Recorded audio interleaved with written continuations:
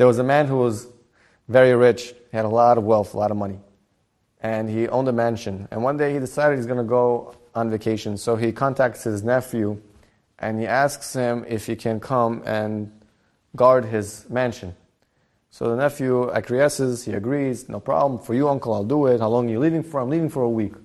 He says, okay, you'll be back in a week. I'm sure I could watch your mansion for a week. I'll take care of it. And so the uncle packs out and he tells his nephew before he leaves, just wanted to make sure to tell you this, don't let anybody into the house. Don't trust anybody. Keep the doors closed. I am giving you the key, and to no one else. You have to guard this mansion and make sure that nobody enters.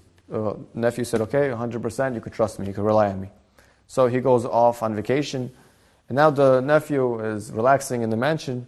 A few days after the uncle leaves, suddenly he gets a knock on the door. And he looks out the window, he sees a truck. It's a furniture company that came to deliver some couch. They're knocking and knocking, so he, through the window, says, I'm sorry, but I cannot open the door for you. My uncle asked me to keep the door locked. He says, what are you talking about? He ordered a couch 6 months ago. It was back ordered, and we ended up somehow getting it all the way here. You can't do this to us. You have to open the door. He says, no, I can't. I'm sorry. My uncle said. He says, what do you mean your uncle said? You probably misunderstood him. He probably forgot. We're already here. We have the couch. All we're going to do is we're going to take this couch. We're going to bring it in, and that's it. He says, that's all. He says, that's it. That's all we're doing. We're going to come in. We're going to bring the couch in. You could watch us. We'll leave the couch in the house, and we're going to leave. He says, okay, if that's all you're going to do. It doesn't sound scary. It doesn't sound like it's harmful. He opens the door for them. They bring in the couch. He says, okay, let them, guys, hurry up. They bring the couch in. They leave it. They say, okay. They keep their hands up in the air, and they leave. No, we're not doing anything in here. We're just here to deliver a couch. So they leave the furniture. It's this black leather sofa. They leave it right in the middle of the living room. So he says, finally, I got that over with. He locks the door. A few days later, they come back. So what happened? He says, it turns out that couch we brought you was the wrong couch. We brought you a black one. We were supposed to bring you a white one. So can we please bring it in? He says, it kind of makes sense. His furniture is white. The black didn't match. Maybe they were being, I let them in the first time. Maybe I should let them in again. He says, okay, you know what? I'll let you in. He opens the door for them. They come in. They take out the black, take out the black sofa and they bring in the white and they leave. So finally they leave, he locks the door, he says, Baruch Hashem, I got that over with. Finally the week is over, his uncle returns, he comes into the house, he says, what is this couch doing over here? He says, I forgot to tell you, these people came, they came to deliver a couch, and they needed me to open the door. He says, don't tell me you opened the door. He says, I opened the door for them, that's how this couch got in here.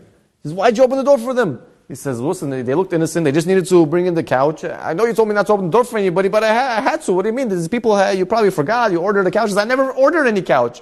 These people were ganavan, they're robbers. He says, what are you talking about? He says, yeah, they're robbers. You know what happened? They brought in the first couch. There was a robber, a thief, a burglar hiding within that couch. Then you went to sleep. And overnight, that burglar came out of the couch and he robbed the house. He went into my room. He obviously knew how to pick the locks. And he was able to open my vaults. And he stole all my diamonds and all my jewelry and all my money.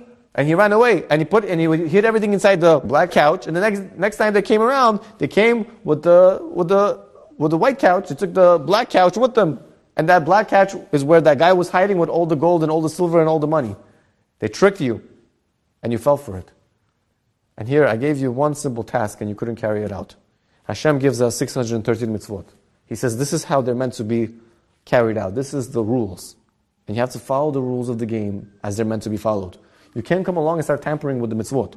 If this is what Hashem gave you, then you have to fulfill it according to His will.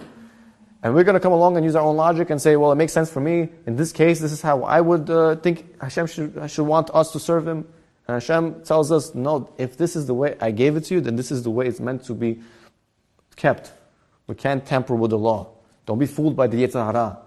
The Yetzer Hara is going to say, listen, Hashem really meant like this, and He probably didn't mean like that, and you could come along and you could play around with the rules. That's not how it works. Hashem gave us the Torah, we're meant to keep it the way it's meant to be kept. And so from this story alone, we learn how careful we have to be with Hashem's mitzvot, with Hashem's laws. We can't come along and change His laws. Hashem says, don't open the door for anybody, you can't open the door for anything. There's no room to come along and change.